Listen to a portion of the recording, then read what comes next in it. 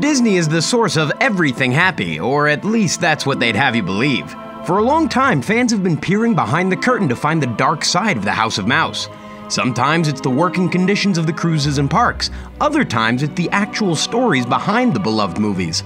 Today we're going to take a look at a question that haunts almost every classic Disney film. Where are the parents? From Simba and Bambi's tragic losses to Belle just not having a mom, Disney characters often come without a full set of parents. Have you ever wondered why? There are several theories about this disturbing Disney trope, and we're gonna break them down. The first theory comes right from history, from Walt Disney himself. During an interview with Glamour, veteran Disney producer Don Hand shared a sad bit of Walt Disney's story. Apparently, in the 1940s, Walt was seeing his work pay off.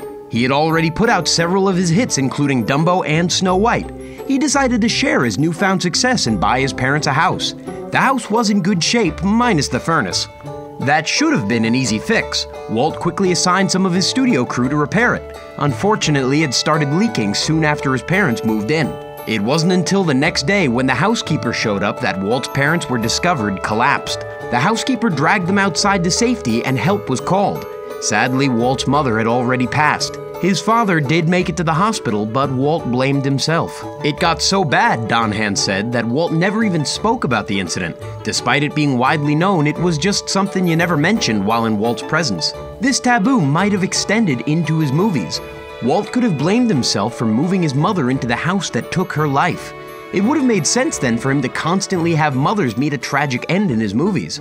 It would either be a way of punishing himself or a way to avoid writing mom characters altogether. This theory has actually floated around the Disney fandom for some time. While it does make for a simple open and shut case, many don't believe it. The biggest thing skeptics point to is Walt's movies before the incident. Before he even moved his parents into the house, he had already put out a few of his motherless classics. Bambi, with perhaps the most tragic mother in all of Disney, was released before he bought the house. Snow White and Dumbo were also made pre-incident. So it seems that Walt Disney established a pattern of characters without parents before his own tragedy. Something's wrong with you. Really. Therefore, many argue the tragedy was not the reason for the trope. In fact, the trope of young characters losing their parents goes back before Disney. Way back. It's well known that Disney took the stories for his early movies from classic fairy tales. And while he did change a lot of things to make them more suitable for his audience, he kept the basic stories. So the pattern of disappearing parents really comes from these old stories. In that case, the real question to ask is why fairy tales always feel the need to off parents. There are several possible answers to this question. For one, it could be that this was a common occurrence hundreds of years ago when a lot of these stories were created. In a world without advanced medical technology or even soap, people didn't tend to live long. The chances of a child losing their parents at a young age were higher than they are today. Fairy tales were made with children in mind. They served as ways to entertain them, but also as guides for life. Shoulders back, chest high, feet apart, head up, and strut. They often imparted quick lessons or meaningful morals. Since coping with the loss of a parent was something children often dealt with, it makes sense that fairy tale characters would go through it as well. Children could hopefully learn by seeing the princesses and heroes grow from coming to terms with loss. This leads to another reason why fairy tales often get rid of parents. Parents actually make it really hard for young characters to go on adventures and learn from doing so. We often learn from making mistakes, but parents also make it a goal to protect us from our mistakes. While this usually isn't such a problem in everyday life, it is in the exciting world of storytelling. A story about a kid getting into trouble and then getting lectured by his mom would be the worst fairy tale of all time. We need to see our heroes go out into the world and journey.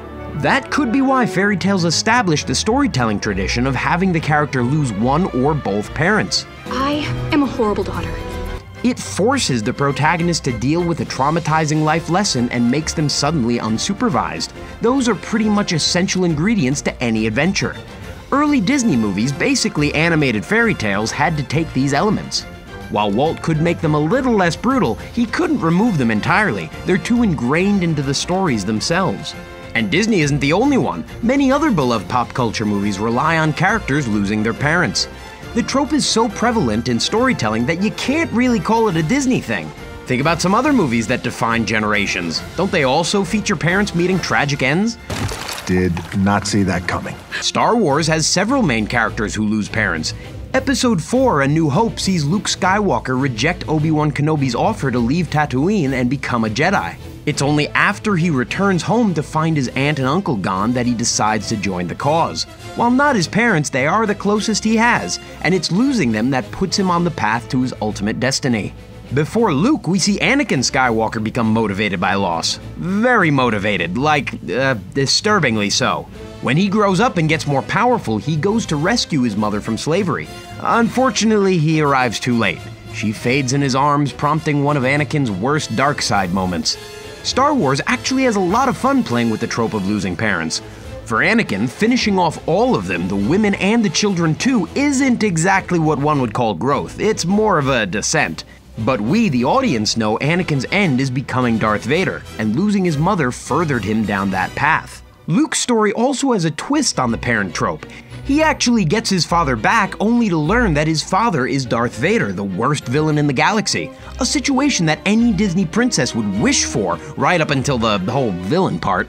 Even better is that Luke actually has to lose his father again so that the galaxy can be saved. Except the galaxy is not saved because the Empire just comes back with a new name and sleeker stormtroopers, but that's a rant for a different video. At least Rey also has an interesting twist on lost parents, right? Superheroes, our modern-day fairy tales, also rely on having parents meet tragic ends. Batman is the most famous example, followed closely by Spider-Man. The Marvel Cinematic Universe took it a step further by having Iron Man become a father figure to Spider-Man. That made his sacrifice in Endgame all the more heartbreaking. It also gives Spidey motivation as a hero going into Far From Home. There are plenty more examples out there.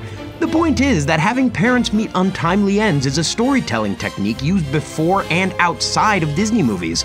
Classic fairy tales use them to teach kids lessons about grieving, and modern non-Disney movies are employing it. And then again, Star Wars and Marvel are Disney, so, Anyway, you get the idea. Now that we know the technique is so widespread, we have to dig into why it's used so much. Let's go back into the Glamour interview with Disney producer Don Hahn. He suggests something that connects back to our theory on fairy tales. According to Hahn, offing a parent is the easiest way to make a character grow up. Like fairy tales, Disney movies are two things. They are short and they tell stories about growing up. They're about the day in your life when you have to accept responsibility, Hahn said. In shorthand, it's much quicker to have characters grow up when you bump off their parents. Take Bambi, for example. Losing his mother instantly forces him to go out on his own, make friends, and become an adult. Same goes for Simba and Mufasa's fall. Others, like Belle or Ariel, only have one parent. Once their parents are gone or the children run away, they're on their own. Mother would be so furious. Then, the Disney characters confront great challenges and learn. Just like the fairy tales they're based on, the fastest way to that growth is to suddenly be thrown into the world alone and confused. Again, parents are the enemy of adventure. Would Aladdin go off into the Cave of Wonders if he had parents to feed him and enforce a sensible curfew?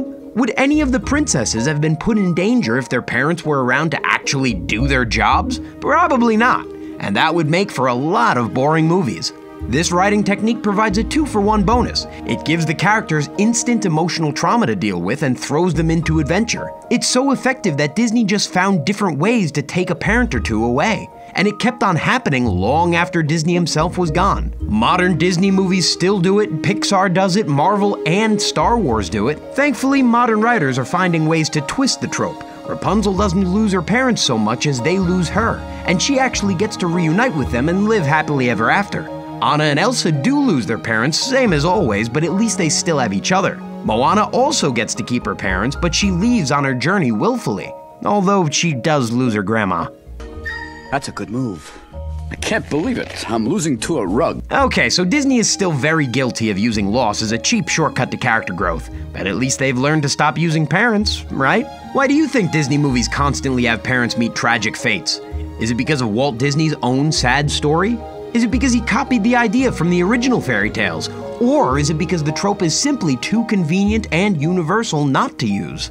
And why is this trope continued into today's movies even though we have better options? Let us know your thoughts in the comments, and be sure to hit the like button and subscribe if you want to see more content like this. Thanks for watching Behind the Screen, and have a good one.